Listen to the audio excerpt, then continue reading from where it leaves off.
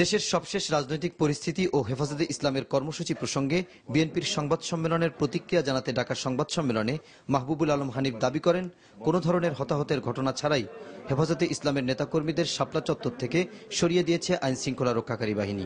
বিএনপির সংবাদ সম্মেলনে এম কে আনোয়ারের দেওয়া বক্তব্যেরও কড়া সমালোচনা করেন তিনি। পুলিশ, বিজিবি, র্যাব যারা এই কর্মকাণ্ডে অংশগ্রহণ করে এই শান্তিপূর্ণভাবে তাদের এই হেফাজতি সন্ত্রাসীদেরকে ঢাকা শহর থেকে বের করে দিয়েছেন এবং ওখানে কোনো রকমে তাদের উপরে হামলা বা নির্যাতন করার কোনো চিত্র কেউ দেখে নাই। কোনো রকমে তাদের উপরে হামলা বা নির্যাতন করার কোনো চিত্র কেউ দেখে নাই। কোনো রকমে তাদের উপরে হামলা বা নির্যাতন করার কোনো চিত্র কেউ দেখে নাই। এম কে আনোয়ার সাহেব বলেছেন গতকাল রাত্রেই নাকি পুলিশ, বিজিবি, র্যাব শত শত হেফাজতে ইসলামের কর্মীদেরকে হত্যা করেছে এবং তাদের লাশ গুম করেছে।